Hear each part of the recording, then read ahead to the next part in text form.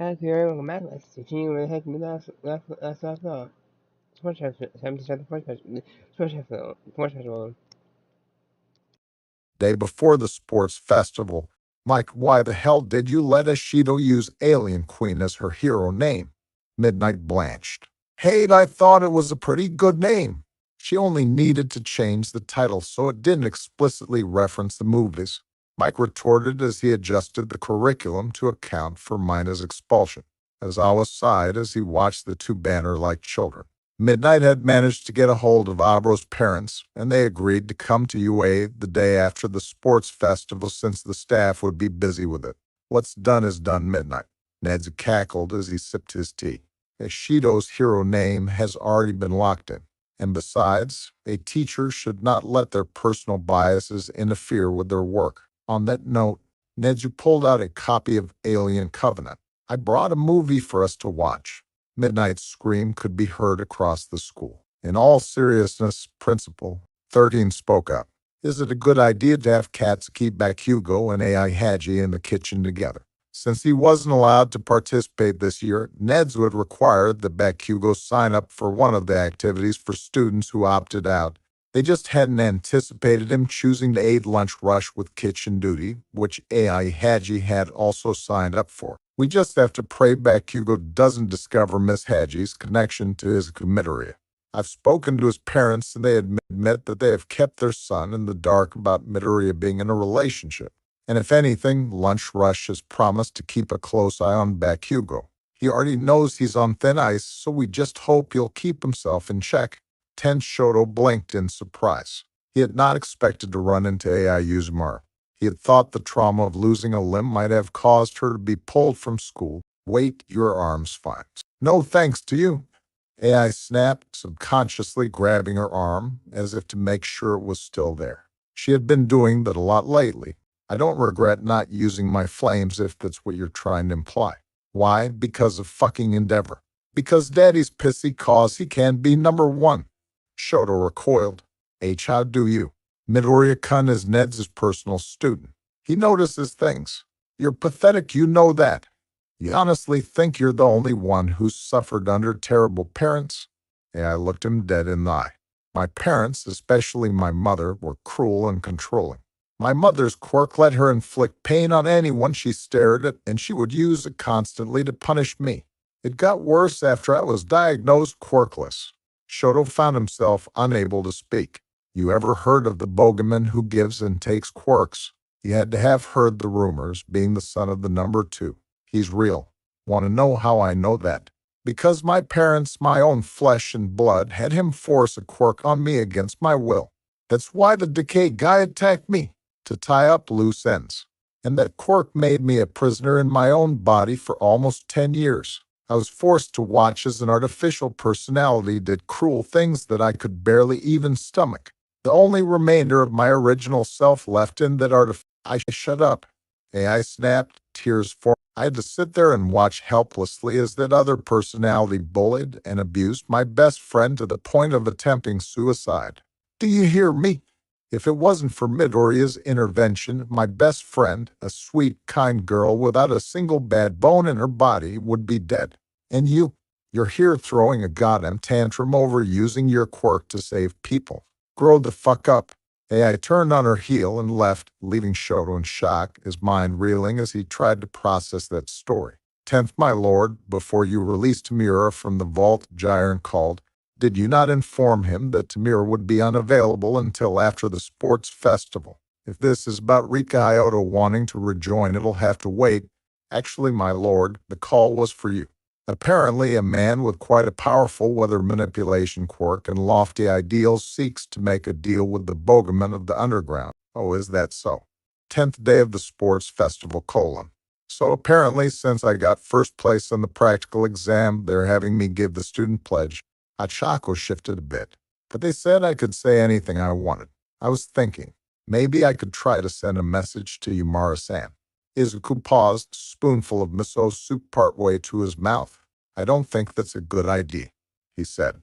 All might, and by extension, me, have a lot of enemies. Yumara-san isn't under UA's protection.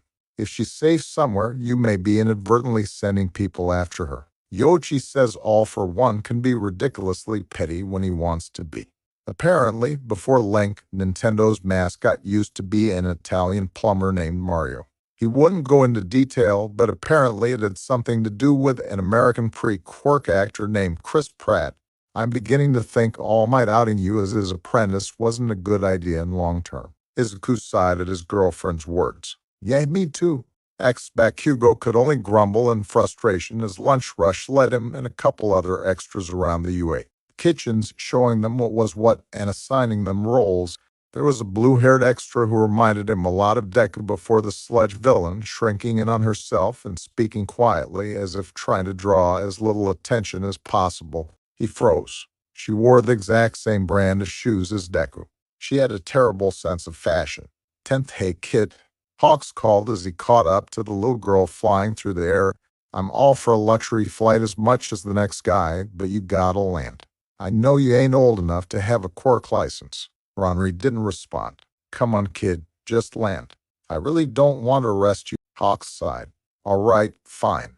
I have no choice but to place you under arrest for. Hawks yelped as a rift opened up, flying right through and crashing into someone's bookshelf. He groaned, rubbing his head as he stood, only to find himself face to face with Mirko, who was in the middle of changing into her costume. I'm not getting out of this in one piece, am I?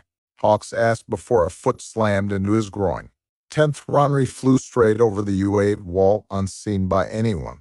Quirk: security bypass : allows the user to remain completely invisible to all forms of security detection, including cameras, heat sensors, motion detection, facial recognition, and other forms of security scans. This quirk also works on ragdoll search. 10th, hey, Tenya. Ada jerked in surprise as a familiar voice called out to him on the way to the stadium. Brother, what are you doing here? Tensei grinned. Ned's called and told me I was working security for the sports festival this year. I wanted to surprise you. He'd told you. A bit of advice, Tenya. Arguing with Nedzu is hardly ever worth it. He shrugged and clapped his brother on the shoulder. But I'm not complaining. I get to watch your first festival in person. Ada nodded, determination showing on his face. I will be sure not to disappoint. 10th, Izuku smiled as Mike called them out to the field. Looking up at the announcer's box, he could see her hopping excitedly between Mike and Aizawa, Midoriya. Izuku blinked, turning to the voice to see Aoi's class standing near. Izuku's eyes widened slightly as he recognized a mane of gravity-defying hair. Oh, yeah, it's Boshi-san. Aoi told me you were in her class. He smiled. I'm glad you got into UA. You too? Amira smiled. I was actually relieved you managed to escape from that toxic hellhole. I'm glad you're doing okay now. Let's do our best, okay? Yeah, Izuku affirmed. And now to deliver the student pledge, 1A's own Uravity. Midnight announced as Ochako nervously walked up to the microphone. I'm not that good with speech. She was met with a massive applause from not just the crowd, but all of the students standing behind her as well, except for Monoma, who just scoffed and complained about Wana showing off Dot, and Shiozaki, who refused to dignify her with a cheer. A rousing speech, Uravity, Midnight complimented. Now, for our first event, please turn to the screen. As one, the students looked at the screen as the first even flashed on with bright letters. Dodgeball. Maruta watched alongside the other clinic patients, the TV large enough for them to crowd into the lobby.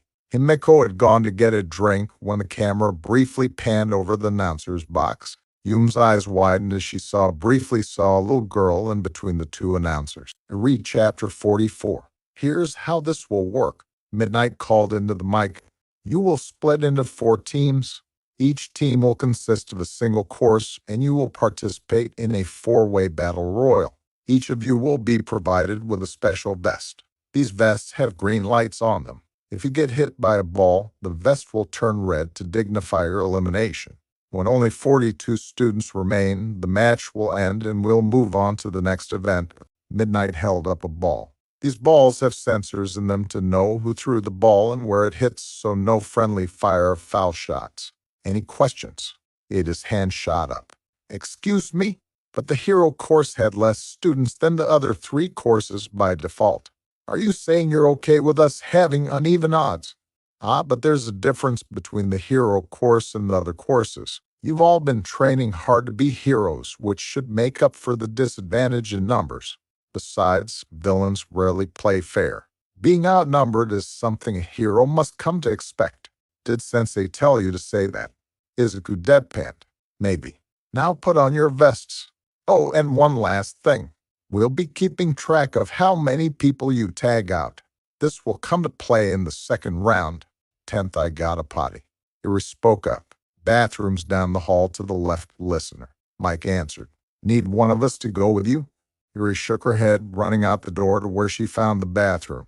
After doing her business, she came out, only to come face to face with another girl. Hi there, Ronri said politely. Eri shifted awkwardly.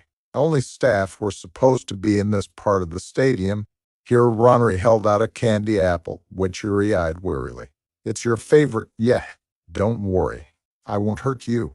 I just want to talk. Despite the absurdity of the situation, despite not knowing this girl at all, Eri felt a sense of familiar with her. She felt that she could trust Ronri for some reason. Hesitantly, she took the candy apple. 10th, a simple game as dodgeball, huh? This'll be the perfect chance to show up those egoists in Class 1A. This only earned irritated groans from Class B and glares from the other courses. Monomus. Issues quickly became apparent throughout the school, with most students seeing him as an egotistical asshole who was antagonizing his sister class for no real reason. He acts like Wana was the sole victim in that attack. The 4 courses took their positions, with the balls set along the boundary lines. Ready? Midnight asked, before cracking her whip. Begin. There was a loud crack as Izuku shot forward, rolling balls into the hero courses part of the field so they could use them. What is this? Are you patronizing us? Monoma called. You think the superior 1B requires any help from the likes of you? Do you honestly think you're above everyone else just because you beat the Mons? A ball hit Monoma square in the nose, though his vest didn't change color since headshots didn't count. He did end up stumbling back and falling on his ass from the force of the hit, his nose clearly broken. Sorry, Amira called. I was aiming for your dick. 10 G's, what's with that 1B kid? Mr. Brave asked. He keeps antagonizing his teammates in 1A. That boy isn't going to get very far if he doesn't get his attitude in check. Best Genius sighed. Nobody is going to want to work with a hero who actively antagonizes his fellow heroes. You going to send him an internship request? Gang Orca asked. I suppose I should. Someone needs to get that boy under control. A massive glacier of ice exploded on the battlefield. Geez, was that Endeavor's kid?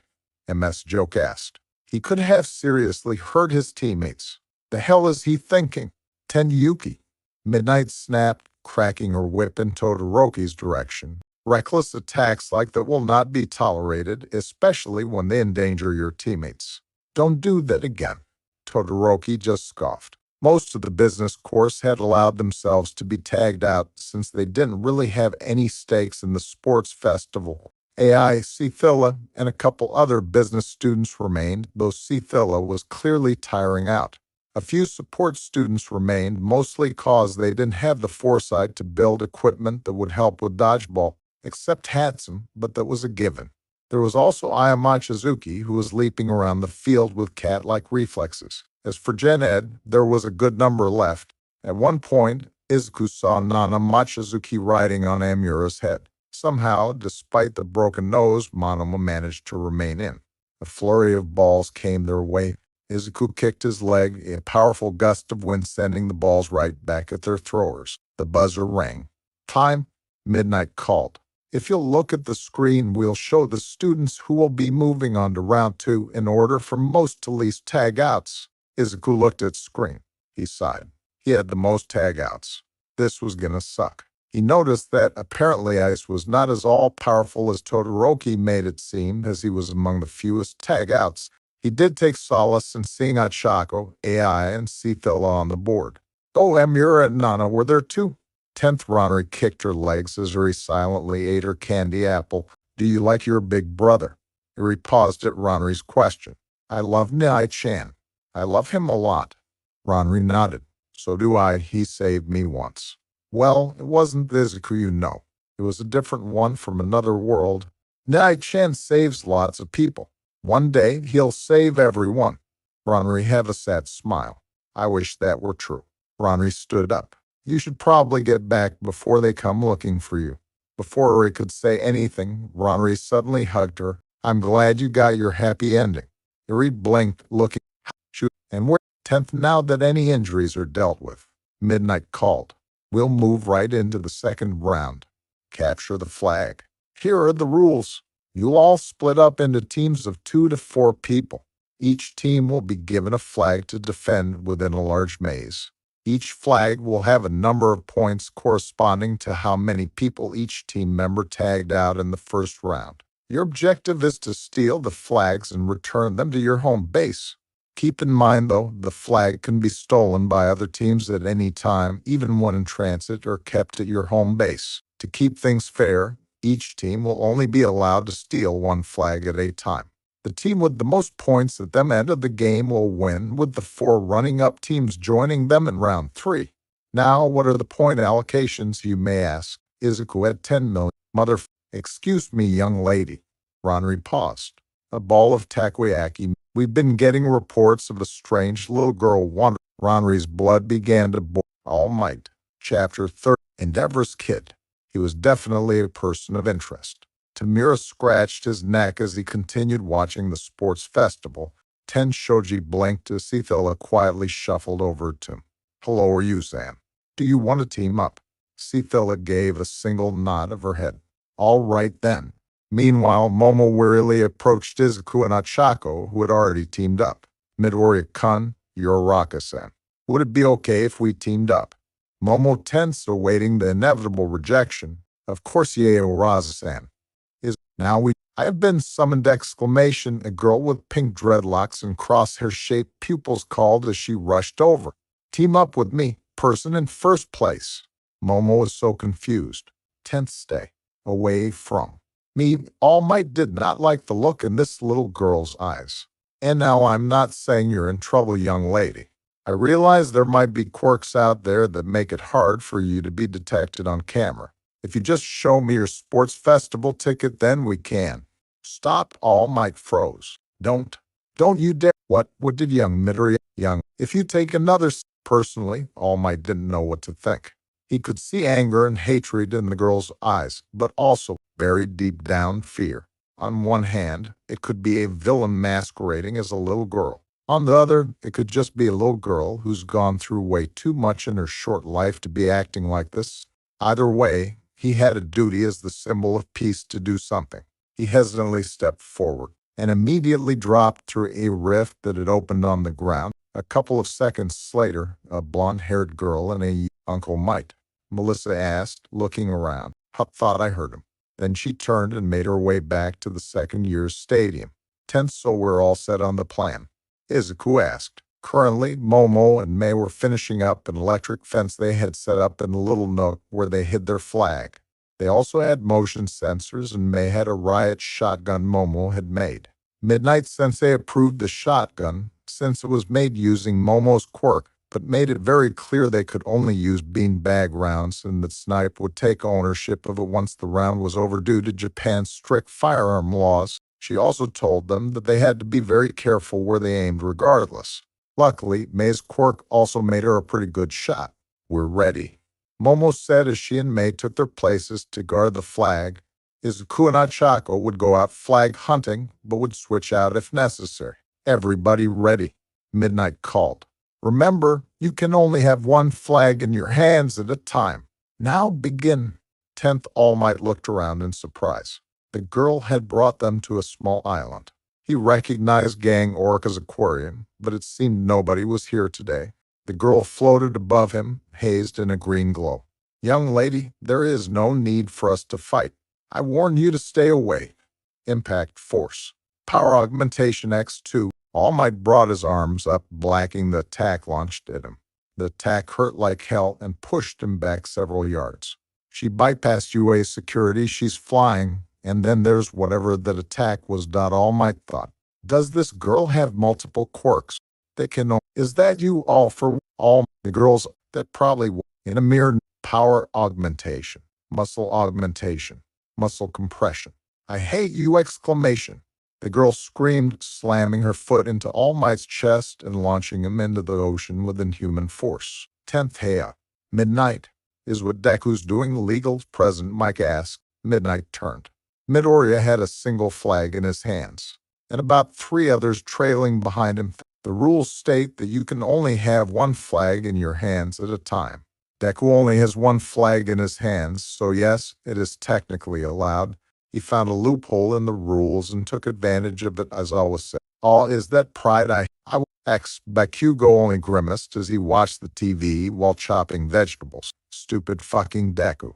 This was supposed to be his story. Whatever, hey you, blue bitch. Bakugo, hurry up with that curry roux and grow. Lunch Rush just sighed. 10th Monoma yelped as the small black cat, who was apparently a Gen Ed student, sank her teeth into his hand. Nana leapt back, darting into the maze. Monoma looked at his bleeding hand, noticing a black wisp of vapor coming from it. A quirk? No matter. Let's go, there must be a Wanna team nearby, Monoma said as he stepped forward, only to trip on his shoelace. What the? Monoma pushed himself up, only for his pants to suddenly drop, revealing Wild Pussycat-themed boxers. Nana Mochizuki: quirk black cat. She can inflict 13 hours of bad luck on a person by biting them. Her fangs have to penetrate a person's skin in order to take effect.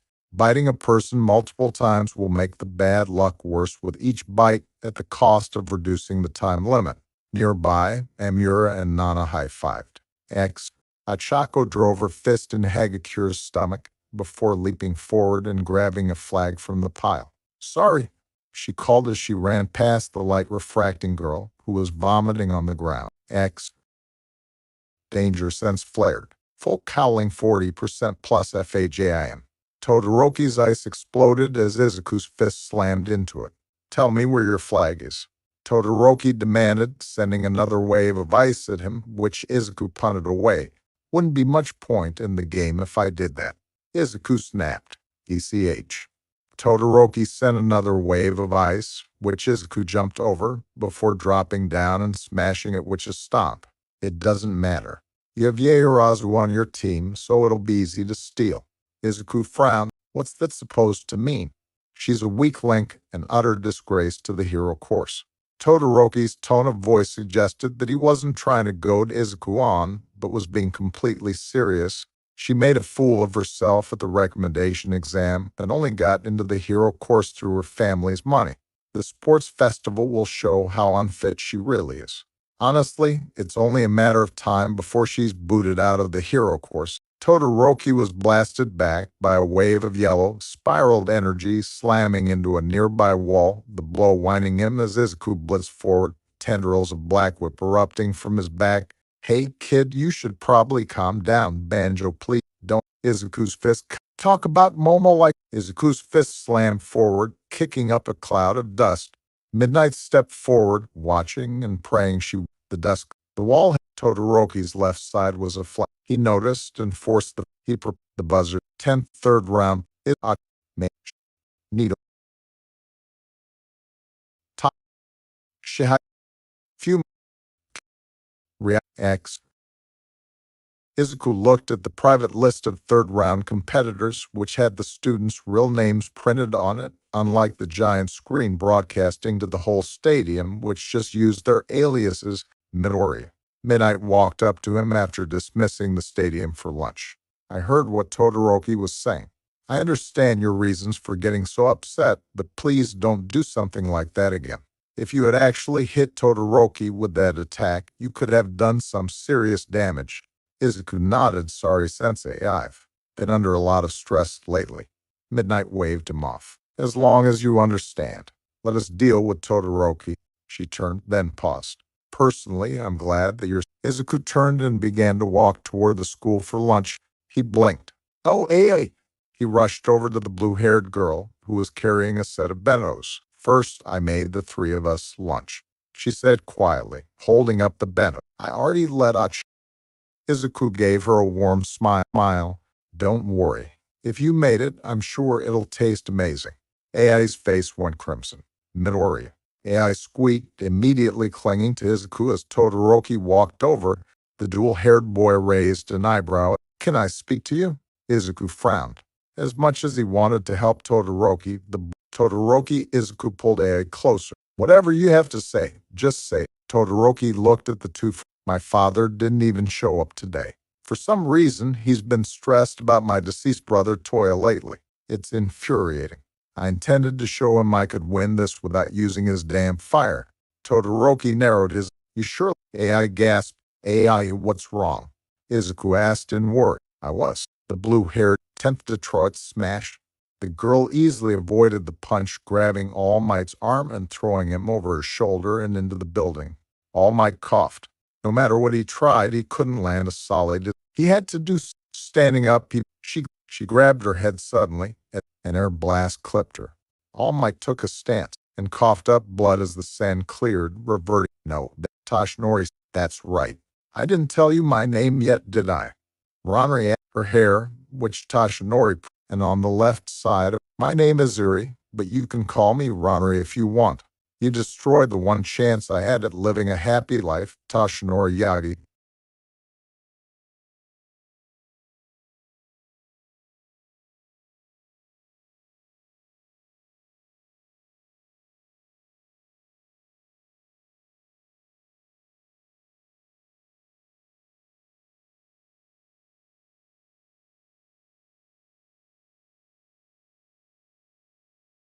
Yeah, I mean, yeah, please like, favorite, share, happy name, goodbye. I did not know there was more to